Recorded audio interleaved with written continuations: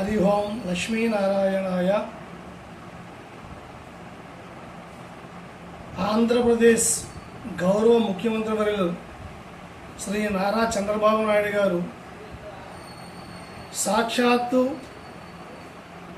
కలియుగ వైకుంఠమైనటువంటి యావత్ ప్రపంచము కూడా ఆ సర్వేశ్వరుని నిత్యం కొనియాడేటువంటి శ్రీ వెంకటేశ్వర స్వామి వారి సన్నిధిలో ప్రసాదాలు తయారు చేసేటువంటి నెయ్యిలో జంతువుల యొక్క అవశేషాలకు సంబంధించినటువంటి అవశేషాలను కనుక్కున్నట్టుగా ప్రకటించడం యావత్ ప్రపంచము కూడా కొన్ని సెకన్ల పాటు స్తంభించిపోయింది.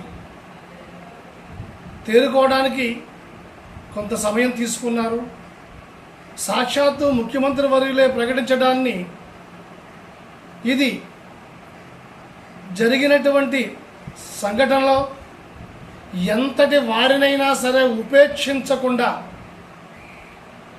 తగిన శిక్ష పడే వరకు కూడా ప్రభుత్వం వెంటనే చర్యలు తీసుకోవాలని చెప్పేసి ప్రతి ఒక్కరూ కూడా కోరుకుంటూ ఉన్నారు.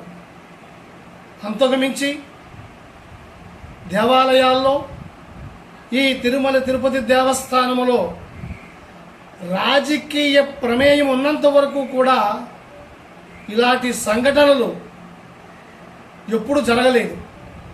ఇలాంటి సంఘటన ఇప్పుడు జరిగిందంటే భవిష్యత్తులో చాలా ప్రమాదకరమైన స్థాయికి వెళ్ళబోయే సూచనలు కనిపిస్తూ ఉన్నాయి.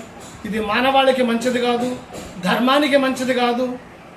ఈ ధర్మం ఎప్పుడైతే గతి తెప్పిందో ప్రకృతి ప్రకోపిస్తూ ఉంటుంది. కథలో కూడా చూసాం.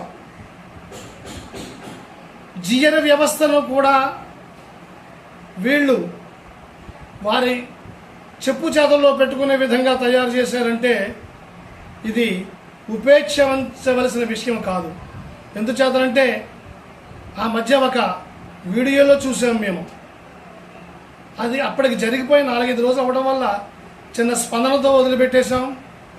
అక్కడ ఉన్నటువంటి సాక్షాత్ జియ్యరు అక్కడ చైర్మన్ గారిని వెంకటేశ్వర స్వామితో పోల్చడం అన్నటువంటిది ఇది జియ్యర్ వ్యవస్థకే ముప్పది. ఒక రాష్ట్రపతి గారు కానీ, ప్రధానమంత్రి గారు కానీ, గవర్నర్ గారు కానీ, ముఖ్యమంత్రి గారు కానీ ఒక దేవాలయానికో మఠానికో విచ్చేశారంటే భక్తి భావంతో వస్తారు. వారికి మంగళాశాసనాలు చేయటకు మాత్రమే అక్కడ మఠాధిపతులు, పీఠాధిపతులు, జియర్లు ఉన్నారు, అర్చక స్వాములు ఉన్నారు.